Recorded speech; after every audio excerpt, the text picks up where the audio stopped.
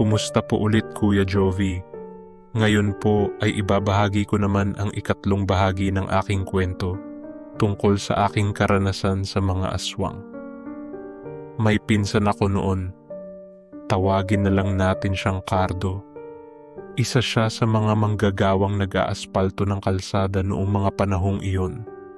Sumasama sila sa mga proyekto ng pamahalaan at napapadala sa iba't ibang probinsya kung saan may bagong daan na itinatayo.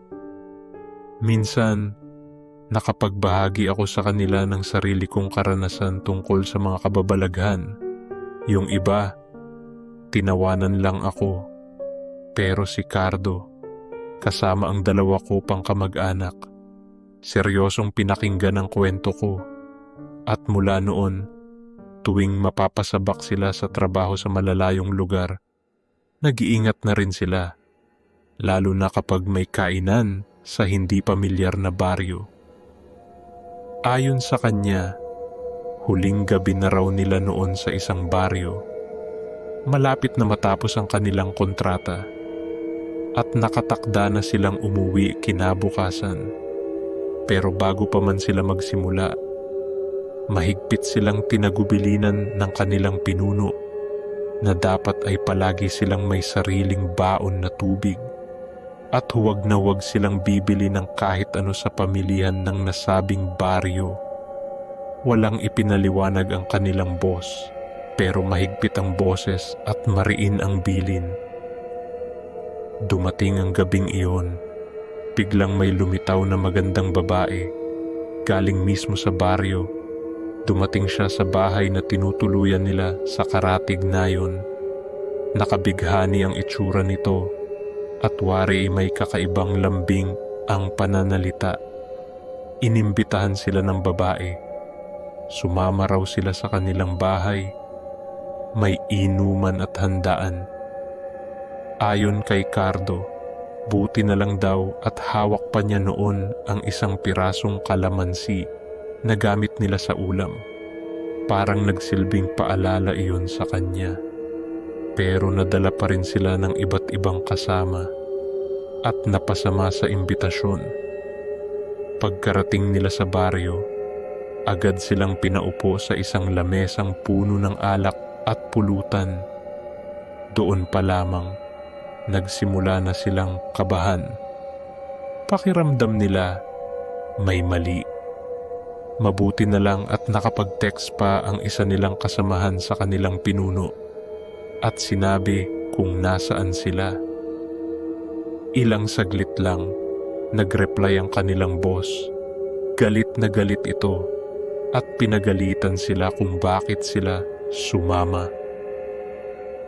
Habang umiinom ang iba, si Cardo naman ay kumuha ng pulutan. Maingat niyang budburan ng kalamansi ang nasa mangkok. Ngunit nang maaninag niya ito sa ilalim ng ilaw, nanlamig siya. Sa halip na karaniwang ulam, nakita niya ang isang mata, isang kuko, at mga piraso ng karne na may mga buhok pa. Nagulat siya, ngunit tinakpan lamang ng babae ang lahat. Sabay sabing, karne raw iyon ng kambing.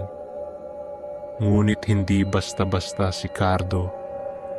Ilocano siya, at bata pa lamang ay kabisado na ang amoy at itsura ng tunay na karne ng kambing.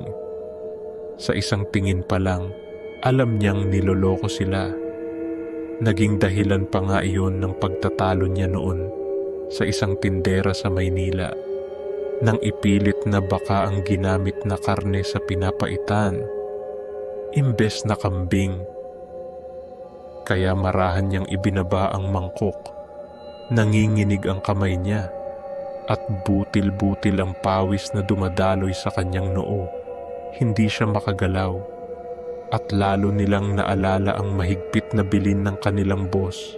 Huwag silang tatanggap ng kahit ano mula sa mga taga roon. Napagtanto nilang lahat na posibleng aswang ang mga nakapaligid sa kanila.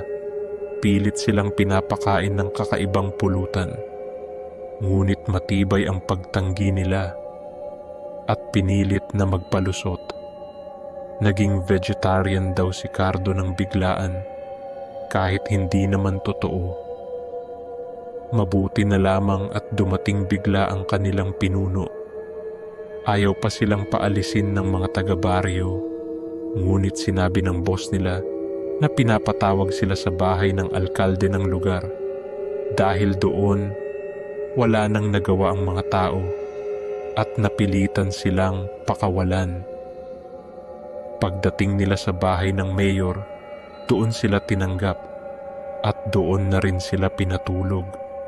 Ngunit tinawanan lamang sila ng alkalde na tila ba walang pakialam sa sinapit nila. Nang ikwento ni Cardo sa amin ang lahat, hindi namin mapigilang matawa.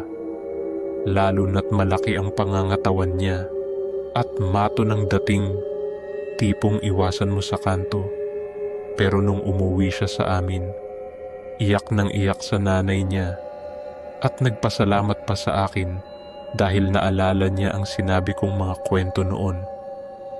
Mula noon, nagbago ang aming pamilya. Hinding-hindi na kami bumibili ng lutong ulam sa madaling araw. Kahit ang ina ko, na dati hindi naniniwala sa mga aswang, mula noon, mas pinipiling siya mismo ang bumibili ng karne sa palengke at sinisigurong nakikita niyang kinakatay mismo ang baboy. Kuya Jovi, sana po ay maikwento niyo pong muli ang huling bahagi sa susunod na pagkakataon. Maraming salamat po ulit.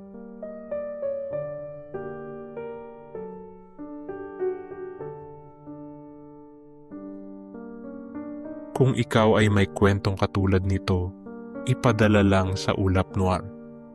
Baka kwento mo na ang susunod naming ilahad. Ako si Jovi ng Ulap Noir.